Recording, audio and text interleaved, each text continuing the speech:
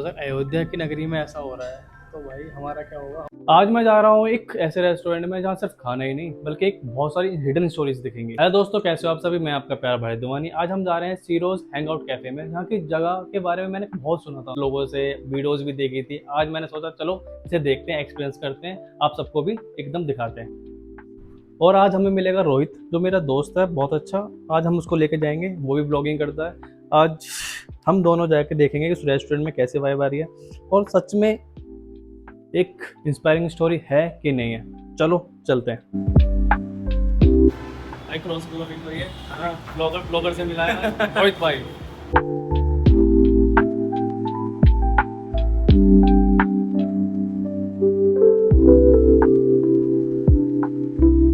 Finally हम पहुंच गए कैफे सीरोज हैंगआउट। चलो देखते हैं इसका एम्बियंस कैसा है, इसका फूड कैसा है और यहाँ की इंस्पायरिंग स्टोरीज। सबसे पहले यहाँ का एम्बियंस काफी पॉजिटिव और वेलकमिंग लग रहा है। चलिए देखते हैं क्या स्पेशल है। आपको यहाँ इंडोर सीटिंग भी मिलती है और ओपन सीटिंग भी। यहाँ आप अपने मूड के हिसाब से बैठकर फूड एंजॉय कर सकते हो। ओपन सीटिंग की सबसे खास बात यह है कि यहाँ से आपको मेट्रो का व्यू भी देखने को मिलता है, जो एक्सपीरियंस को और भी इंटरेस्टिंग बना देता है।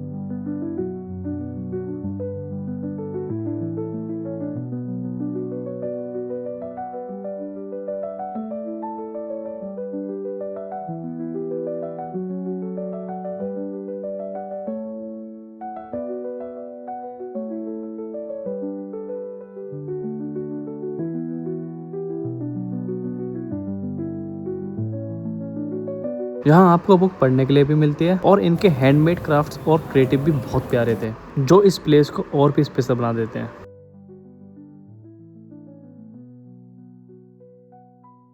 आज हम इनकी कहानी सुनते हैं, इंस्पायरिंग कहानी, जो हम सब मोटिवेट हो सकते हैं, जो घर से नहीं निकलते बाहर। ठीक है, कोई भी हो, लड़का हो कि लड़की हो, मोटिवेट होना है, इंस्पायर होना है, निकलो अपनी ज़िंदगी जियो। ठीक है, इन जंगलों से बाहर निकलो। हेलो, हेलो, आपका नाम क्या है? मेरा नाम विमला है। जी, आपको ये कैसे हुआ?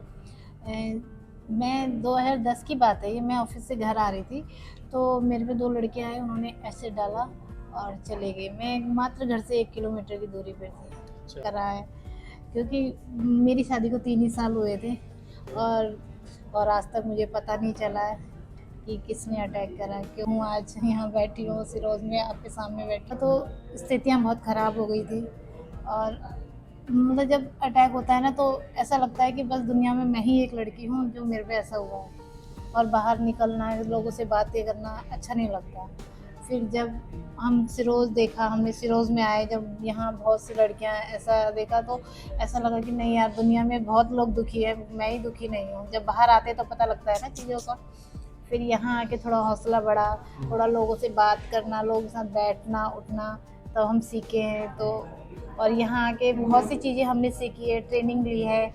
जो हमारे इधर ये सारा आर्टिकल लगा हुआ है वो हम सेल करते हैं। अच्छा, आपका हाँ, हैंडमेड। हम लोग को ट्रेनिंग मिली है। ओके, कहाँ से? ये हमारा नोएडा में है, दिल्ली, ये नोएडा में स्टोर है, सिरोज स्टोर। ओके। तो वहाँ पे हमें ट्रेनिंग सेंटर है, तो वहीं पे हम लोगों को अब ट्रेनिंग दी। इसके कितने स्टोर्स हैं अभी तक? मतलब सीरोज के अभी एक ही है कि पहला? नहीं, हमारे नोएडा में 2 कैफ़े हैं ओके। और ऑफिस, हेड ऑफिस भी नोएडा में ही है। ओके, फिर एक मतलब ये थर्ड थर्ड कैफे है। नहीं, ये दिल्ली में है, आगरा में है, पुणे में है और लखनऊ में है। कई पुणे सारी में सिटी, हमारा बहुत सारी अभी सिटी खुला है। हुआ है, नेक्स्ट लास्ट मंथ खुला हुआ है। Nice nice.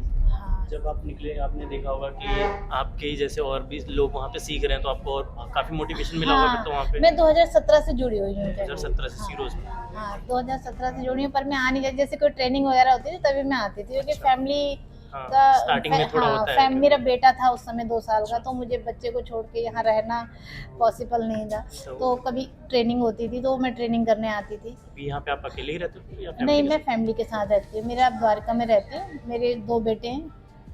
जो मेरा बेटा उस समय 2 साल का था, आज 19 साल का हो गया है।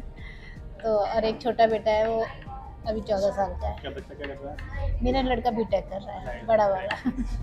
आपकी क्या आंखों में क्या मेरी ये आइज नहीं है, अच्छा, ओके।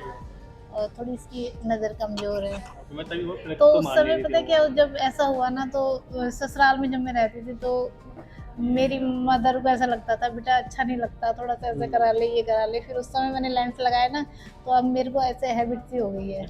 तो थोड़ी सी आंखें कमजोर भी है। हाँ, तो थोड़ा सा ससुराल में रहते ना तो उनके मुताबिक रहना पड़ता है। ऐसे कहते नहीं है कुछ, पर मुझे ऐसा फील होता था कि उनको ऐसा लगता है। ये तो रिस्पेक्ट होती है हाँ फैमिली वाला। बस। और कभी मेरी फैमिली ने मेरे से ऐसा नहीं कहा कि क्यों हुआ, किसने करा, किसने, मतलब ऐसा होता सवाल जवाब ससुराल में ऐसा कभी नहीं हुआ। मेरे को हमेशा सपोर्ट मिला है, और जब मैं यहाँ आई हूँ तो मेरे को और भी अच्छा लगता है। ऐसे सपोर्ट भी हाँ, जरूरी होती है। यहाँ हमें इंग्लिश सीखने को ट्रेनिंग मिलती है हर तरह तरह की। और अब हमारा सिरोज जैसे पहले एसिड सर्वाइवल के ऊपर काम करता था, अब बर्न सर्वाइवल के ऊपर भी काम करता है। हाँ, मतलब कितने तरह के अटैक होते हैं, जैसे कि काउंट करें, जैसे एसिड अटैक हो गया, बर्न अटैक हाँ हो गया। हाँ, बस अभी उन्हीं के ऊपर चल रहा है। अभी बर्न अटैक के ऊपर अभी चल रहा है, मुझे शुरू जैसे करा कि है हमने घर में जो काम। आग लगा देते हैं लेडीज हाँ पेट्रोल डाल के। हाँ, जैसे कभी ब्लास्ट हो गया कहीं, अच्छा। किसी ने जैसे हस्बैंड ही जला दे, ससुराल वाले जला देते हैं, किसी भी तरह का बर्न अगर है तो उस पे भी काम कर रहे हैं। नाइस, ऐसा एनजीओ को करना चाहिए, अच्छा है, सपोर्ट। ऐसे तो भगवान ना करे किसी के हो, किसी के कभी साथ हो भी जाए तो तो उनको हमारे, हिम्मत देने के लिए। हाँ, हम लोगों को कांटेक्ट कर सकते हैं, है ना। आपको लगता है कि अब जितने भी अटैक हुए हैं अभी तक किसी को सजा मिली है अभी तक? हाँ मिला है, मेरा ऊपर जो अटैक किया था उसका लाइफ टाइम जेल हुआ है। लाइफ टाइम पर कई लोगों के अटैकर को मिली है सजा।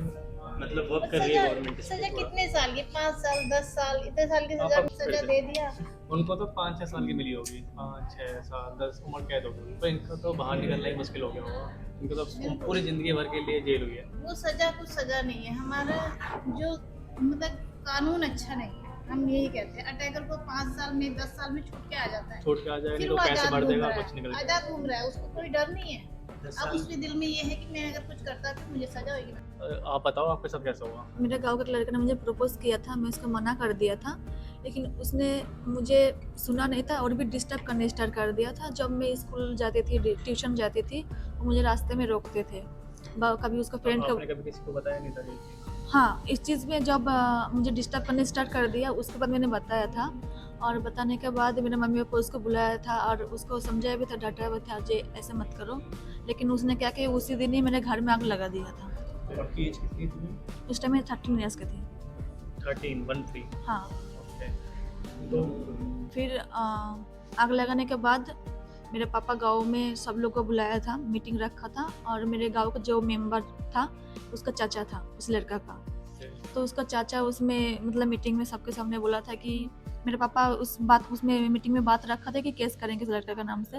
लेकिन उसका चाचा जो मेंबर था उन्होंने बोला था कि केस करने के लिए मना किया था, और बोला था जो जो जल गया उसका जो प्राइज है, मतलब जो ये है उसको भर देंगे, ऐसे करके बोला गया था। और उस लड़का ने मेरे मीटिंग में सबके सामने माफ़ी मांग लिए थे मेरे पापा के पास। तो उसके बाद उस टाइम केस नहीं किया था, और उस लड़का उस मीटिंग में ये भी बोला था कि मैं उसको आगे से कभी डिस्टर्ब नहीं करूँगी। लेकिन उसने 2-2.5 महीना डिस्टर्ब नहीं किया था। अटैक करने से पहले मुझे एक चिट्ठी भेजा था, तो उसको मैं फेंक दिया था। उस चिट्ठी में पढ़ा था आपने? नहीं, उसको उसका फ्रेंड देकर भेजा था चिट्ठी, ओके। तो मैं उसको फेंक दिया था। और 12/12/2016 रात 1 बजे खिड़की से उसने एसिड अटैक किया था मुझे, खिड़की से? एसिड फेंका था। हाँ तो मतलब आपको यकीन हो गया था उसी ने फेंका है? हाँ, क्योंकि मेरे साथ मेरा मम्मी सो रही थी, तो मेरे मम्मी देखा था और मैं भी तुरंत उठ गए थे। तो उसके बाद मतलब अटैक के बाद आपको घर वालों ने क्या रिएक्शन किया था एसिड अटैक के बाद? हॉस्पिटल वगैरह में आपको बंद होगा और जला होगा, उसके बाद क्या रिएक्शन था घर वालों का? जब मेरा मम्मी उसको देखा था, उसके साथ उसके घर पे गया था, फिर उसको मम्मी पापा को बुलाया था, फिर उसको जो चाचा था मेंबर गाँव का, उन्होंने भी आया था देखने में, और मुझे जब हॉस्पिटल ले जा रहा था उसका चाचा भी था साथ में। फिर मेरे एडमिन वगैरह किया ऐसे। तो घर वालों का क्या रिएक्शन था? घर वाले क्या सोच रहे थे तुम्हारे बारे में कि ये बेटी के साथ ऐसा ऐसा कुछ हो गया है? एक तो पहले उस टाइम पता भी नहीं था जो क्या चीज़ है, एसिड के बारे में उस टाइम किसी को पता नहीं था, ना मेरे फैमिली को था जो एसिड। जब हम लोग कंप्लेन किया था जो उस लड़का ने कुछ फेंका है जिसका जल गया है, तो उसके बाद पुलिस जब आया तो उसका पता चला कि एसिड है। एसिड है, हाँ। हाँ। मैम आप अगर अयोध्या की नगरी में ऐसा हो रहा है तो भाई हमारा क्या होगा? हम राम वगैरह कर कुछ काम वगैरह कुछ फ़ायदा नहीं है भाई, कुछ फ़ायदा नहीं। आप बताइए, आप इंस्पायरिंग स्टोरी अयोध्या की। सर मेरा रीज़न ये था कि शादी देखी गई थी और बाद में पता चला कि लड़का अच्छा नहीं है, ड्रिंक वगैरह करता है, तो इसी की वजह से मतलब कैंसिल कर दिया शादी। तो उनके अंदर एक ईगो हटा गया कि एक लड़की होकर लड़के को क्यों मना किया। तो इसी वजह से उन्होंने सन 2023 में 11 जुलाई को रात को छत के ऊपर से आके 2:30 बजे अटैक कर दिया। इससे पहले ना एसिड के बारे में जाना था, ना सुना था, ना एसिड से इतना बड़ा क्राइम होगा मुझे ये भी नहीं पता था। और जब मतलब एसिड फेंक के वो भाग गया, फिर जब मेरे ऐसे लगा कि जैसे किसी ने एक तरफ से आग लगा के मेरे को जला के ऐसे जिंदा छोड़ दिया। मतलब मैं इतना रोई कि मैं क्या ही बोलूँ सर। वो शायद मैं वो दर्द शब्दों में भी बयां नहीं कर नहीं, सकती हम हूँ। देख के भी हमें पता चल रहा है कि क्या जी। दर्द हो सकता है जी इंसान सर। को। तो फिर एम्बुलेंस बुलवाया, 2-3 हॉस्पिटल लेके गए, लेकिन अच्छा ट्रीटमेंट नहीं मिला, तो मुझे रेफ़र कर दिया गया लखनऊ के लिए। मेरा इलाज चला लखनऊ मेडिकल कॉलेज में 1 साल। वहाँ से मुझे छाव फाउंडेशन के बारे में पता चला। जो डॉक्टर सर हैं, उन्होंने बताया कि जो है एक अयोध्या का केस आया था, वहाँ मतलब माधुरी मैम और सर गए थे, आशीष सर। तो उन लोगों से हमने बात किया तो मुझे काफ़ी अच्छा लगा।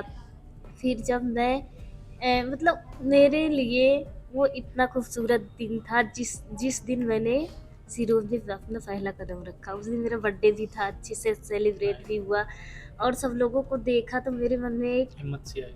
उम्मीद जगी कि अगर जो है ये लोग जी सकते हैं तो हम क्यों नहीं जी सकते। उस दिन से मैंने अपना फेस कवर करना बंद कर दिया, क्योंकि मैं पहले फेस कवर करके चलती थी। तो मेरे लिए बहुत अच्छा सिरोज की जर्नी रही। मतलब मेरा इतना अच्छा यहाँ सपोर्ट हुआ कि और घर वालों ने भी बहुत ज़्यादा सपोर्ट किया सर। शायद अगर फैमिली किसी को मिले तो ऐसे ही मिले। नहीं है, घर वालों को पूरा सपोर्ट करना जी चाहिए। सर। घर वाले ही मेन है पहले तो। घर वाले ही सपोर्ट नहीं करेंगे तो फिर हम कहाँ जाएंगे। जी सर। पहले घर वाले सपोर्ट करेंगे, घर वालों को आसपास के लोग बताएंगे कि ऐसे हीरोज भी है, एनजीओज हैं बहुत सारे जो हेल्प करते हैं ऐसी चीज़ों से निकलने के लिए। जी सर। और सर ने भी बहुत मदद की जो हमको यहाँ पहुँचाया। यहाँ भी बहुत सारी चीज़ हमने सीखी है। English class, computer class, stitching, bakery.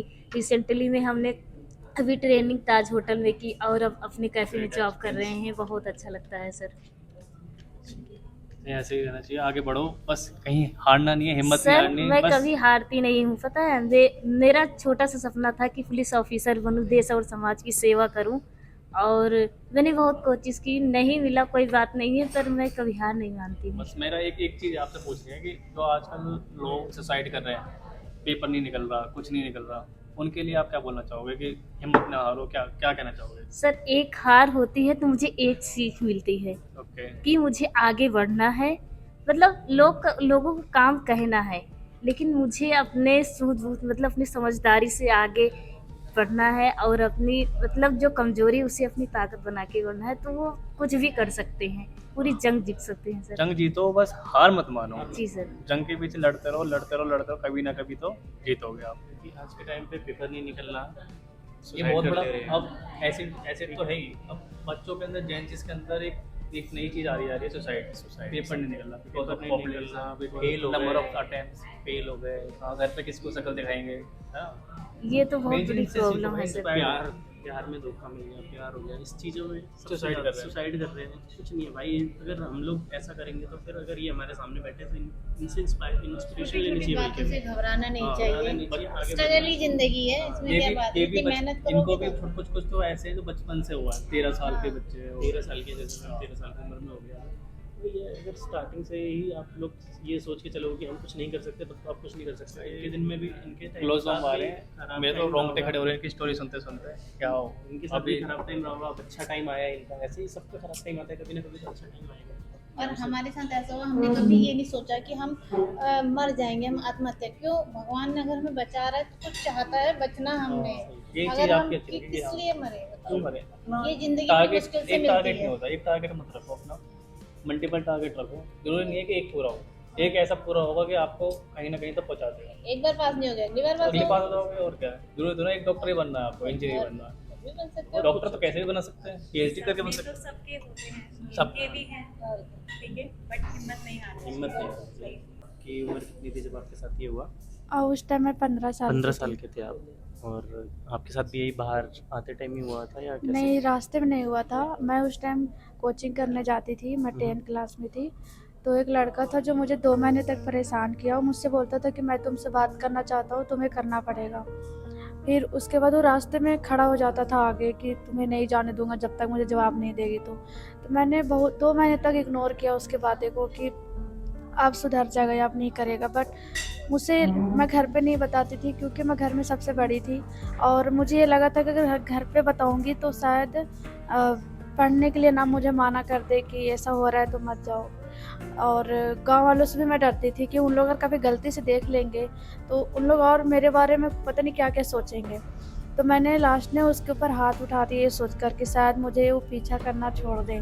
But उसने बोल दिया कि अगर तुम मुझे जो मारी हो वो मतलब बदला लेके रहूँगा, वो तुम्हारे भाई पे जान से मार दूँगा। तो मैंने फिर मुझे डर लगा कि अभी तो घर पे मतलब मेरा फैमिली के ऊपर आ रहा है। फिर मैंने उसके मम्मी को सब कुछ बताया घर पे। फिर मम्मी ने डिसाइड किए हैं कि उसके ऊपर कंप्लेन करने के लिए मेरे चाचा से भी गए थे बात करने कि वो लड़का के घर जाकर बातचीत करे कि ऐसा क्यों कर रहा है। बट अंकल ने मेरे ऊपर ही गलती दे दी है कि ये लड़की का जाता है, मेरी इज्जत डूब जाएगा तो लड़के घर नहीं जाना है, इसको शादी कर देते हैं तो सब कुछ सही हो जाएगा, वो लड़का भी छोड़ देगा ये पीछा करना।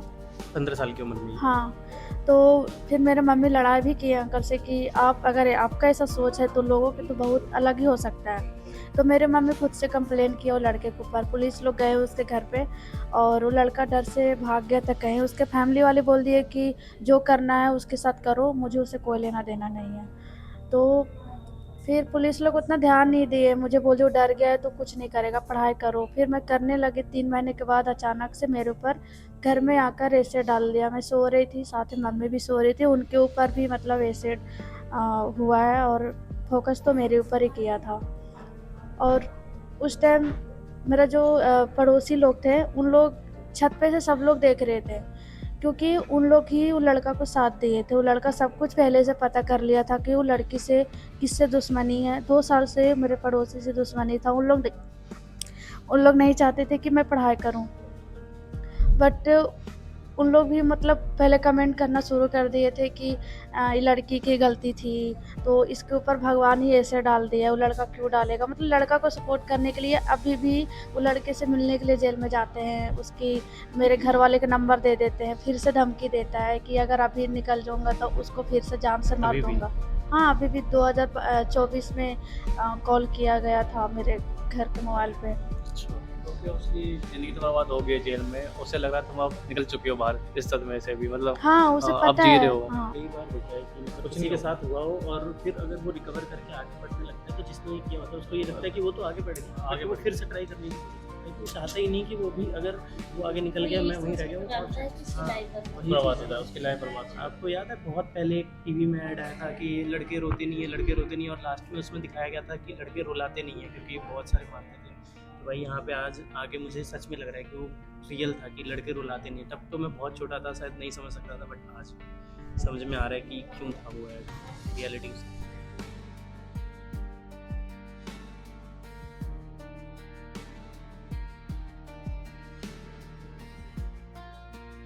और दोस्तों यहाँ एक इंटरेस्टिंग एक्टिविटी भी है, थ्रेड सीट कटिंग, जिससे थोड़ा स्ट्रेस भी और गुस्सा भी कम होता है। काफ़ी फन एंड सेटिस्फाइंग एक्सपीरियंस है। इस फन एक्टिविटी को करने के बाद अब बारी थी फूड एंजॉय करने की। टेबल पर आते फूड देखने में इतना डिलीशियस लग रहा था कि वेट करना मुश्किल हो गया। प्रेजेंटेशन काफ़ी टेम्पटिंग थी और एम्बियंस के साथ फूड एंजॉय करने का एक्सपीरियंस और भी स्पेशल बन गया था। और जैसे ही हमने पहली बाइट ली, सच में टेस्ट ने बिल्कुल भी डिसअपॉइंट नहीं किया। हर बाइट काफ़ी टेस्टी था और फूड को एंजॉय करके सच में मज़ा आ गया। अगर आप भी एक यूनिक प्लेस ढूंढ रहे हो तो ये प्लेस आपके लिए बेस्ट है। हमारे कैफ़े में एक बार सिरोज कैफ़े में ज़रूर आना, और आपके आने से हमारी हिम्मत बढ़ती है और हमें आगे जीने की उम्मीद भी पैदा होती है। अब हम नीचे आ चुके हैं, हमने कर दिया कैफे एक्सप्लोर। अब हम पूछते हैं रोहित भाई से कि कैसा लगा आज का। अच्छा था भाई, जो वहाँ का थीम था ना, जो उस चीज़ को लेकर उन लोगों ने खोला वो बहुत ही सही था। बहुत ही ज़्यादा मोटिवेशन मिला और खाना भी अच्छा था, एम्बियंस भी अच्छा था, मतलब मज़ा आया। ओवरऑल एक गुड पैकेज, अगर आप आओगे तो फुल पैसा उसका। अब वीडियो करते हैं एंड अब मिलते हैं नेक्स्ट ब्लॉग में। चलते हैं, चलो बाय बाय, लेट्स गो।